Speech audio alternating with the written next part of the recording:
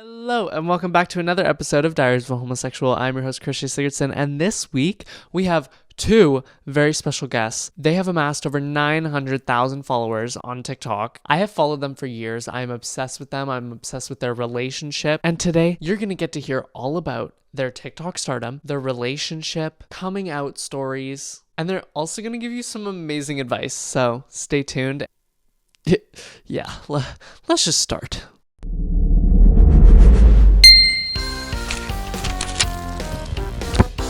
Adam and Jeremy are joining us today on Diaries of a Homosexual. I'm so excited to have them here. We are going to get to learn all about them, their journey on TikTok, their relationship. Do you guys want to introduce yourselves a little bit and tell us a little bit about what you do? I'm Jeremy. I'm Adam. What do we do? What do we do? A lot. No, we've been on TikTok, and I'm sure we're going to get into that a little bit. But yeah, we live in North Carolina. We've been together for, it'll be 11 years in December. So 10 and a half years. December 11th. Yep. So it's, yeah, that's who we are. That's where we're from. And, you know, we do a lot, but yeah, TikTok's our thing. Amazing. How did you two actually meet? We met online, actually. And we used to, it was kind of more taboo back then, but now I feel like a lot of people meet online. But yeah, we just started talking online, and then we were doing Skype a lot. We actually dated long distance for like 10 months. Oh my gosh. We moved in together. Adam lived in Pennsylvania and I lived in Colorado. So it was just Skype dates all the time. Yeah. Did you ever think that you would get into a long distance relationship? Was that something you were interested in? I mean, not necessarily. I didn't really think about it, to be honest with you. It wasn't something I was against, but it wasn't really on our radar. Like when we met, like he was in college and I was working and living in Pennsylvania, and like he said, we met online, and it was just kind of was like an accident. Neither one of us was really looking, and then like Jeremy said, we dated for like 10 months long distance, and in a way it was good. I think it was really good because it gave us the opportunity to really get to know each other. It sucked. It absolutely sucked. It really sucked. Being away from your partner for that long, and quite literally being away so far away from your partner, it must have been so hard. When did you two originally come out, and were your coming out experiences similar? No, they were totally different. I came out when I was in college. It was my last year in college. I went to school in North Carolina, and I was like, I knew I was gay a long time before that, obviously. Fair. Yeah, but as far as coming out, I was on the wrestling team in college. I was an athlete, and I came from a very conservative family. So my coming out story is a little different than Jeremy's. Mine wasn't the best experience. I love my parents. They're awesome. We've buried the hatchet, I guess you would say, and things are better today. But there was a long period of time that things weren't okay. So when I came out, there was a period of time where I didn't talk to my family and didn't have them in my life. And it was really tough. So I can relate. We get a lot of messages on TikTok from people who have either come out or are seeking advice on how to come out. And, that's a place that's special, to both of us, but especially to me, just because of the experience I had and how, difficult it was. But his coming out experience was a lot different than mine. Thank God. Yeah. Thank God. My family was really great. The family I did tell. I'm probably the wrong person to ask about coming out because at that time, and still now to this day, I really don't think people should have to come out. So that was like a big deal for me at that time. It felt I was always like really far away from my family. Long story short, my dad got custody of me and we moved to Colorado, and I had no other family. So if I wanted to come out, I would have to call somebody up and like have that awkward conversation over the phone. So I really only actually came out to my dad and my stepmom, and then my biological mom and my sister, and didn't come out to anybody else. I just started living that way, and then kind of allowed people to just see. Kind of figure it out on their own. And I think that's how it should be, honestly. But I don't know. No, I was gonna say like that. I admire Jeremy a lot, like because when he came out shortly after we started dating, and then I think that's kind of what I'm not going to speak for you, but that's kind of what led to him coming out. Yeah, I mean, I was getting ready to move across the country to live with him, so it's like I should probably let somebody know.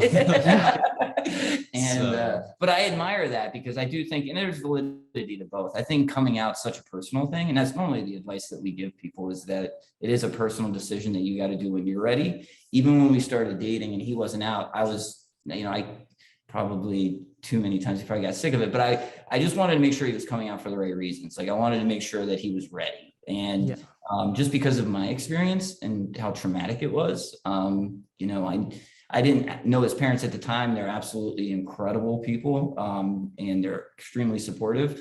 But I didn't know them at the time, so I was hesitant to like encourage him to come out. But he's right. Like I do think that hopefully we can live in a society someday where you can not have to come out, where it's not a thing. People don't come up to you and say, "Hey, I'm straight." You look at them, you're crazy. But I also get, for me, like when I came out, it was so important that I did it because it kind of took that weight off my shoulders. Like I felt freedom, even though it didn't go the way I wanted, there was that freedom. So I do get that too, like, that process for individuals of coming out. So I think it's just up to each person, Yeah. And has the amount of people that have reached out to you ever maybe scared you a little bit? Like maybe feeling like you aren't qualified to give the advice, or did that excite you? Yeah. No, definitely. For myself, like I get messages on Instagram and TikTok all the time from people asking for advice, and it's like, everybody's different. Everybody's situation is different. So I can relate that to my own life, but I don't know what the best advice to give to that person would be. So a lot of the times I worry about saying anything too specific to people, but we do get a lot of people asking for advice, which is sweet. I mean, listen, like part of like this whole TikTok thing as we've kind of progressed through it has been, the amazing messages that we've gotten, the amazing letters that we get. I cry at everything. I'm just a sappy dude.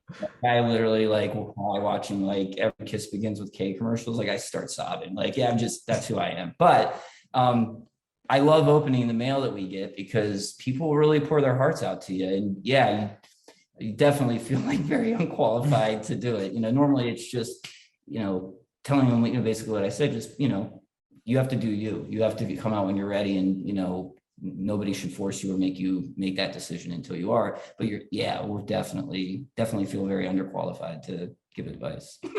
Yeah, that's definitely what I tell people too, is that coming out is not about anybody else. It's about you. So whatever is going to make you happy doing that, that's what you need to do. And that's kind of what I did. So I guess that's the advice I would give. Yeah. I mean, you guys are just such like a positive example for people to see, especially young gay people, to have someone that they can look to. And I love that. You said young. Sorry, I didn't mean to interrupt you. Young, I love it. All gay people. they can all just look up to you and just see an example of a positive relationship, which I feel like a lot of people, at least from my experience, just don't always get and don't always see. And so to see that on the internet is just such an amazing thing. And obviously you guys have grown quite a following. But how did that all start? How did you guys get into TikTok? Well, so I really started it in the beginning, and it was just, I started it during the beginning of quarantine for COVID. So I had a lot of free time. So, that was right around the time people started really, talking about TikTok. I remember around that time, it was like, it was a kids app, but really, there was a lot of different kinds of people. Yeah. And yeah, I just started making dumb little videos. And then there was finally one video where I had him in it, and it started to do kind of well. And we were just looking at it like, what? It blew us away. We were up until that point, I was making videos and they were maybe getting 1,000 views. That was awesome. Yeah. We're watching as the first video he was in, and we posted it, and it got 12,000 views in a few hours. And we were like, flabbergasted. Yeah. So it was just a fun thing that we just started doing because it's just entertaining. I like making content. It's just fun. He's like the brains behind all of it. He does all of the creation. I just stand there and tell him, he tells me what to do. But no, it was like he said, he started it during quarantine and we really had no intentions of even trying to make it anything. Like that was never the intention. So when we did that one video, is that the kissing video? Is that what you're talking about? No, I'll show you later. Okay. All right. But then he did another video and that one went viral. And that was kind of the thing. That's when it took off, I guess. But yeah, there was never any intention of us trying to like grow. That was never the goal. Right. So yeah. And what did it feel like when you guys actually started consistently getting over, 12,000 views? Crazy. Absolutely nuts. I mean, I don't know, we had like a few like really viral videos that like kept like propping up all of our other content. So even content, it was just crazy to watch. I mean, I've never seen anything like it. It was very weird. It didn't feel right. yeah. And what do you guys feel like about you that made people feel like they wanted to follow you? That's a good question. I don't know. Like somebody asked me one time, like, what's the best compliment we've ever got? I think because we're relatable, like we try to keep it like, in the context of like a relationship. Anyone who's been in any type of relationship, whether it's, a long-term serious relationship or, just dating, there's a lot of funny stuff that happens like in a relationship and being able to highlight that and stuff like that. Can we pause that? That somebody's ringing our doorbell. I'm sorry. Yeah, no, that is okay. Yeah. The car on. I left my car on. It was running. Oh. Our neighbor was like, I think the car's on. I'm like, what are you talking about? And he's like, it's like running. And I'm like, oh. You were just in a rush to get here, I guess. So embarrassing. Oh yeah. So initially, when you guys started really taking off, obviously you guys did receive a lot of criticism for the age gap. How did you handle that? How did it affect you guys? Probably didn't handle it in the best way. Well, I shouldn't say that. So when we had posted that first video and then subsequent videos after that, we were getting a lot of comments about our age gap and how Adam looks older than me. And, a lot of, is that your dad? And, that didn't like, I kind of thought it was more funny than like being truly offended by it. We were actually kind of surprised by that. Like we don't get that in our normal everyday life. So when we started putting ourselves out there on the internet, people will type whatever they want about you and they have no worries about posting it. So, when we started seeing that, I maybe decided I like to take people's jokes about me and then turn them into my own jokes because it takes a lot of the power out of it. And that was kind of the way I looked at it, which maybe wasn't the best idea, but we kind of posted like a sarcastic, like, you did. This is my dad. Like I was clearly being sarcastic and that kind of blew up and then it kind of made it even worse. So it kind of just snowballed, but like you said, we don't get it. Well, I feel like we've gotten it more since the TikTok thing, but we didn't get it a lot. Like we've not in our personal lives and not when we're out in public and stuff. So it was kind of, I guess we were offended a little bit, but then stuff like that doesn't bother me. Like that doesn't, it's the internet. And to me, I've always kind of had the attitude that we know who we are. Like we're very, proud of our relationship. We've been together, like I said, 10 years and we joke that's like 50 years in gay years. So basically, yeah. So yeah, it didn't bother me, but yeah, Jeremy, at first, I think some of the videos, they were funny that you did, but they probably weren't the best way to handle it. So yeah, I mean, I think I decided to take it kind of lightheartedly. I don't think a lot of people realize that we're a lot closer in age than we look. Mm-hmm. We're only 11 years apart. We're both millennials, technically. Like he's right on the edge, but I was so excited to find out I was a millennial. Right. So, I mean, it was just a joke to me like that people thought that way. So we just kind of made it our own joke. Yeah. Why do you think it was such like a huge deal to people? I think they look for anything to be a big deal. You know what I mean? Like, I think Yeah. anytime people see it, something different or they don't understand or whatever, they tend to lash out. I think that for me, it had always been like when people do that, I just in my head, I'm like, either they're young and they don't know what they're talking about, or there's something going on with their own life that they would sit behind a phone and say awful things about people. So that always kind of just eased it. But I don't know. What do you think? I don't know. I don't know what brings some of the people that leave comments on our videos to say something. Some of it's funny, like even the mean-hearted ones. Some of it we just laugh. Yeah. Funny. Like You can't take it too seriously. I feel like anyone who is doing anything in the public eye, like if you have that ego or that thought of like, oh, this is mean, like they're coming for me, you're never going to be able to handle it. Like you can't sustain a career on that at all. You have to have thick skin for sure. How do you guys think you kind of form that thick skin? Like, where does your sense of humor come from? Where does it come from? I've always been goofy. The funny thing about it is I'm older than he is, but I'm less mature by a long shot. Like I'm the goofy, fun one. Like, not that you're not fun. I love you, but I'm right. Like I'm the one who's always like doing stupid stuff and acting crazy and stuff like that. But so that's kind of just who we are. Like what you see on TikTok is really, that's about as genuine as it gets. Like, that's not an act. Like, that's for us. So what do you think?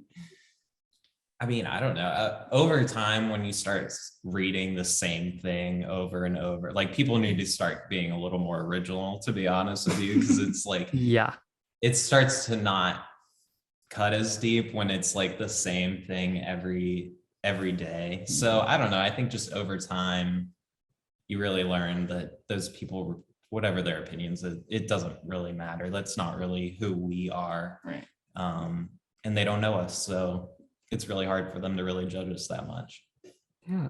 Has anyone ever kind of come at you for thinking that like the relationship is staged, or anything like that with all of these fake online relationships now? Yeah, we get staged and then we get like the whole sugar daddy thing, which is hysterical to us because once again, if you know us, he's got a really good job.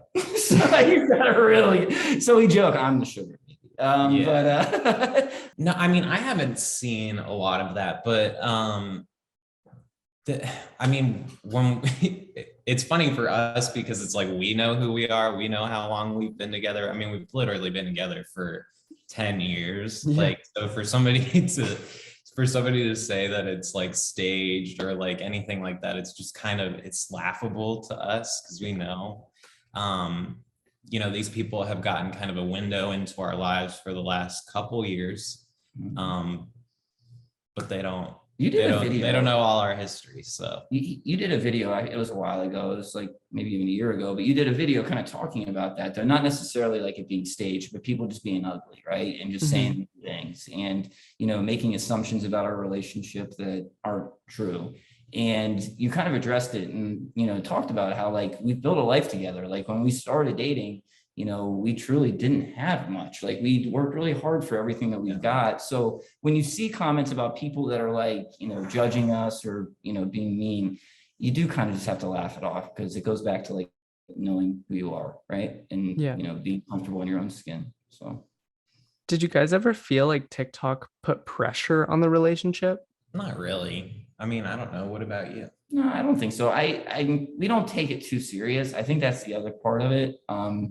And I know there's a lot of people like they go and listen, it's fun. Like I'm not trying to minimize it at all. Like it is fun. Like it's really cool to get a ton of views on videos that you do and things like that. And the attention's cool. Like that's awesome. But I think it goes back to, it was like never our thing. Like it was never what we were trying to accomplish. So we don't allow the pressure of each video.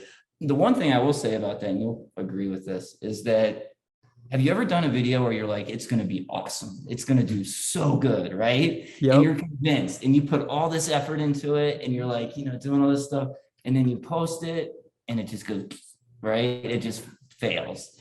That's frustrating. That's really frustrating. But no, other than that, I don't think so. I don't think it's had an effect on our relationship. It's always You the know, videos that you never expect to blow up that always do. Like always. Like the moment I don't care or I like don't like what I'm posting and I'm like, oh, I'll post it anyway. It just does amazingly well. And I'm like, well, I guess I don't know the algorithm. Yep. yeah. Yeah. Yeah, I've always found that it's the ones that you just actually do for fun, that Yeah. those tend to be the most relatable, or the ones that people like the most. For So, sure. Yeah. Yeah. I think people can just tell like which ones are actually genuine as well. And if they are genuine, then they just relate to them a little bit more. yeah. Um, but with your large following, does it ever scare you to like lose followers or be canceled?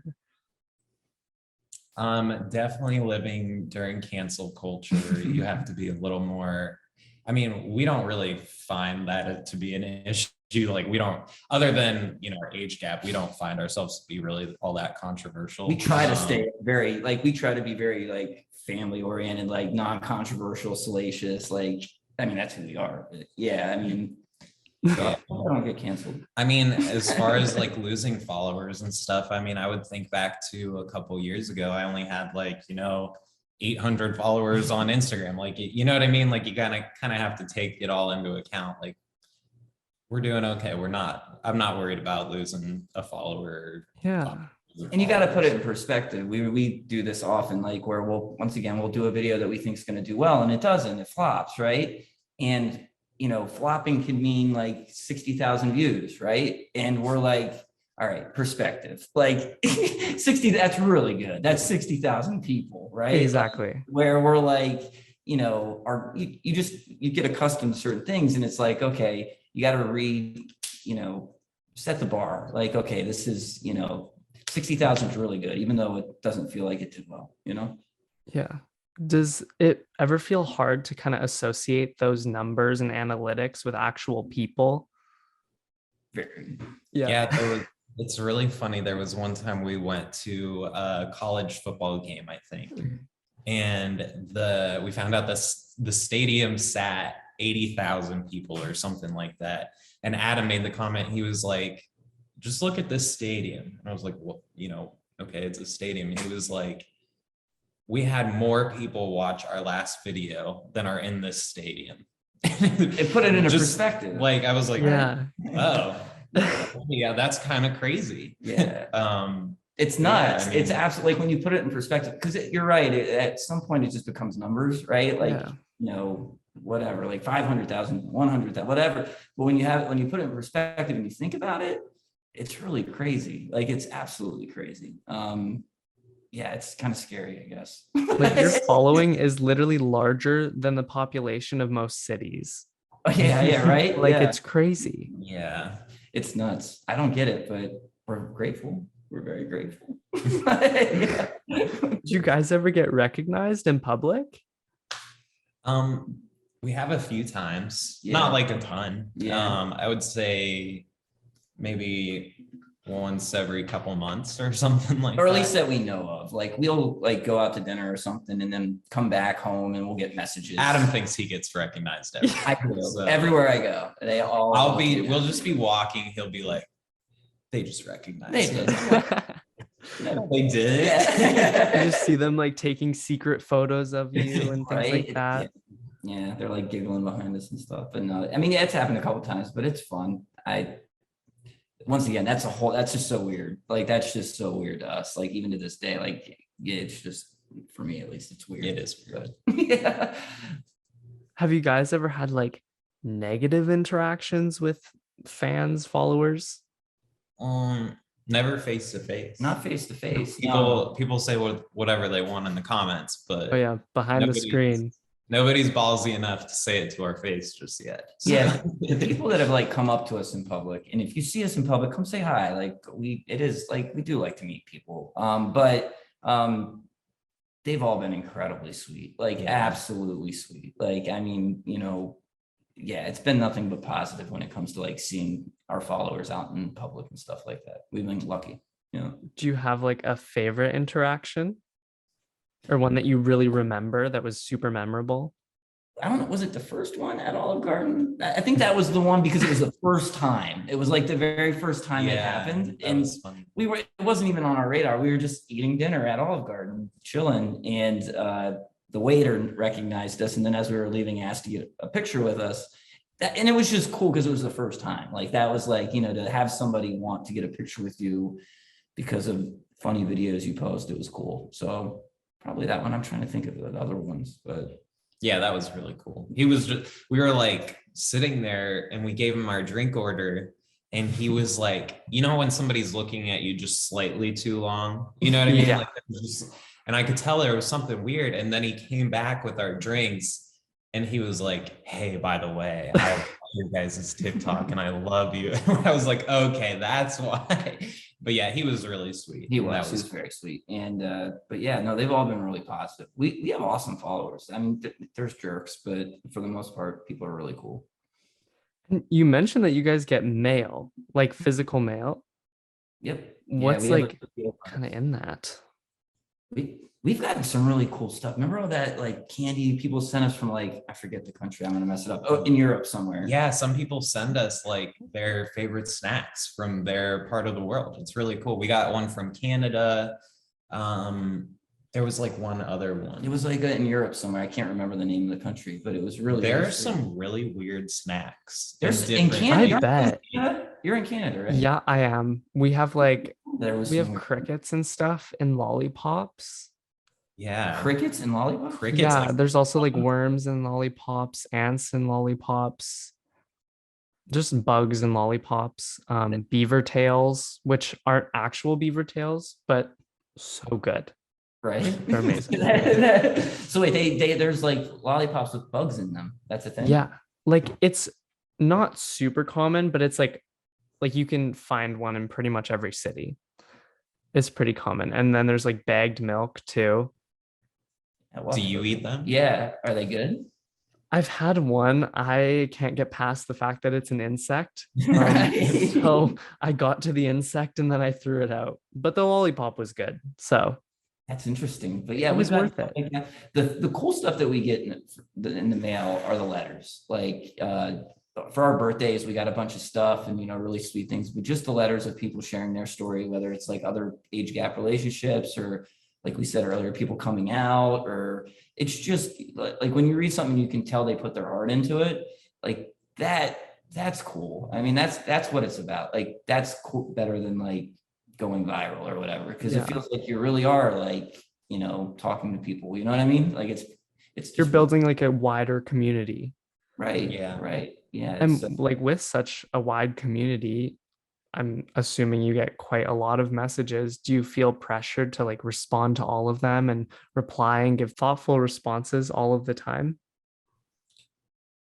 It's hard sometimes to do it with every single one. I have sent a lot of like really, because some people have sent some really like deep, personal, like touching things.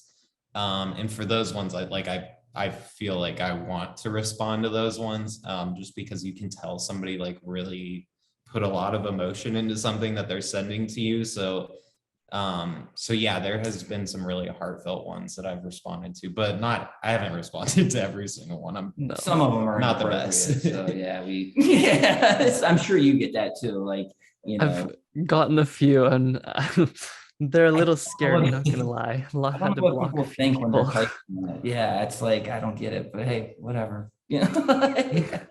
So would you say that like the fans and stuff, like are they what keep you posting, or is it just the pure joy of creating content? I personally, I really just enjoy making content. I think I would keep doing it even if I had 900 followers, so yeah, I think I would just continue to make content even if I didn't have a following. Although having a following is really cool too. It is cool.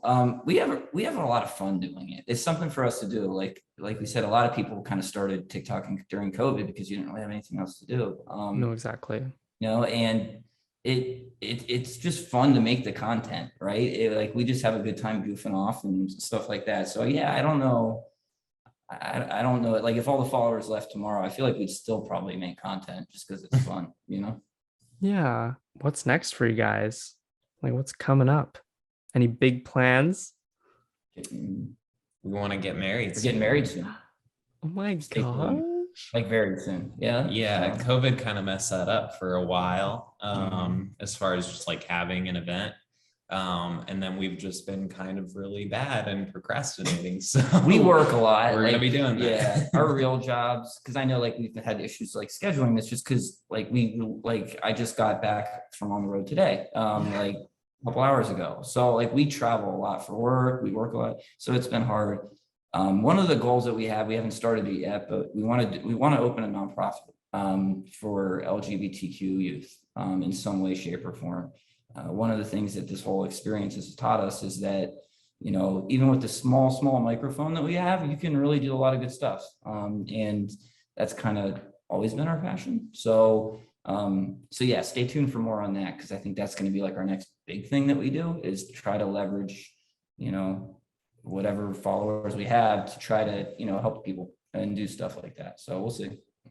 I mean, Yeah, you guys can definitely create real change. Like, seriously. Thank you. Yeah, well, I was gonna say we live in the South, and a lot of people around here are great and they're accepting, but there's a lot of the opposite, and I don't think there's a lot of resources, especially in, you know, certain parts of the country. Yeah. For LGBT youth, and that is something that we'd love to focus on, highlight what is out there as far as, you know, resources for LGBT people, and then create more if we're able to. So Yeah, I want to do something positive. Like I said, I was lucky when I had my experience of coming out that wasn't the best, you know, the best. I was blessed to have people in my life who helped me get through that and help take me through that, but not everybody has that. I would argue probably a majority of people don't have that. So if we can provide resources for those individuals who, you know, need certain things, then that's more important than anything, any funny video that we're going to post on TikTok. So, you know, that's kind of where our hearts are. Yeah. And have you guys ever experienced homophobia together, just outside walking around? I'm sure maybe back, nothing memorable. I mean, everybody just thinks he's my dad, so I don't, Yeah. I don't even. now we've gotten that a lot. Like, do you want to hear? No, I won't tell those stories. But no, like we do get the dad thing from time to time, where people are like, you know, how old's your son and all this stuff. It never used to bother me in public, but yeah, it's whatever. But no, we don't get any homophobia. We've been lucky in that regard. I asked some people to write in a few questions, and this person wants to know, have you ever used your following to get you into somewhere? We should. You should. You totally should. Try that. Go to some Yeah. like LA party, just show your following, and you'll just walk on right in. We're missing the boat. Maybe we should. No, we haven't. I mean, like I said, we live in the South, so we don't really have much clout around here as far as. I mean, and that's the cool thing. Like we live in a small town in North Carolina. And so, you know, we don't, it's going to make it sound really bad. We don't like go to clubs and like, oh, that's just never been who we are. So we don't really probably leverage like what we have going on that much, but maybe we should, maybe we should start doing that. That's a good question. And then advice for coming out to homophobic parents. I think this is something that a lot of people can probably, I mean, hopefully not, but are probably struggling with or have struggled with. So these are the kinds of ones where they ask for advice and I'm not sure what to say. Because my experience, you know, I had a really good experience as far as coming out. So it's so hard for me to say, well, you should do A, B, and C, because I never dealt with that. I think that you might have a little more. My experience, which wasn't necessarily the best, I always tell people there's just a few things that you really need to kind of make sure of before you do it. One is that you're coming out for the right reasons, right? That you're coming out because you're ready. Not because your friends want you to, or a boyfriend's asking you to, or, you know, there's a million reasons I suppose that there could be for coming out. But, you know, make sure that you're ready emotionally. If you're in a situation where you feel like maybe it won't go the best way, and I mean, I knew when I came out that it probably wasn't going to go very well, right? You know, prepare yourself. Make sure that you have a support system around you, whether it's other family members or friends or people that can be there for you when you need them. because, I think it's really easy when you're going through that to feel like you're all alone. So making sure that you have that support system's, the right thing. And then, the last piece of advice I always give is just, at the end of the day, you just need to be you, right? No matter what other people think, whether it's your parents, whether it's people online, whether it's, friends. If you love who you are, you can get through anything. And when you feel like, you're alone, you're not. I think a lot of times it's very easy to feel alone, especially being gay growing up, right? For most of us, you live your whole life hiding who you are. And there's a lot of freedom in coming out. But it can be dangerous. It can be scary. So making sure that you have the support system, you're doing it for the right reasons, and just staying true to who you are, and knowing that, you're special regardless of what anyone else thinks, whether it's your parents or your friends. Just own that. And that gives you a lot of power. It gives you a lot of power. Yeah. That's amazing. And what I would say too is that it may not go as well as you might hope. It may not. And you just have to remember that even though you have your actual biological family, you also in life can have a chosen family. And when you come out, even if you're not out, you already have a family. This whole community already loves you. So, you have people there that are going to catch you if you fall. So it's scary and it sucks, but you're going to be okay. Yeah. It gets better. There's a whole campaign on that, right? It does get better. It does. It gets better. Especially after high school. Yes. Oh, that's the worst. Yep. Well, thank you guys so much for being here today and doing this. I'm sure that so many people are going to listen to this and genuinely, like, you're going to help them. So thank you so much. And I was really interested to learn more about you guys, kind of selfishly, because I've followed you for a while. So it's nice to hear and meet you. Yeah. Well, no, this was fun. And like I said, we love what you're doing. You're doing a great job. And yeah, it's awesome. So keep up the good work. And good luck in college. Oh, thank you. Yes. Hopefully August. That's so exciting. That's so exciting. So that's awesome.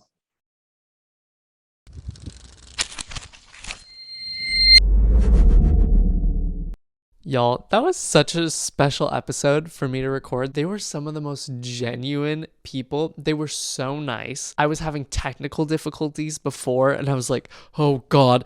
And they were so nice about it. I actually have fallen in love with them even more now. And I hope you learned a lot from their personal stories because they have so much more experience than me and just such a different experience as well, which I think was super interesting to listen to. I really hope you enjoyed. If you did, give the video a like because that really helps us out. Go rate the podcast on Spotify, go on Apple, scroll to the bottom, hit 5 stars. Anything less than that and I will come for you. Follow me at Diaries of a Homosexual on Instagram, TikTok, everywhere you consume social media and learn new things. Thanks so much. Bye, homos.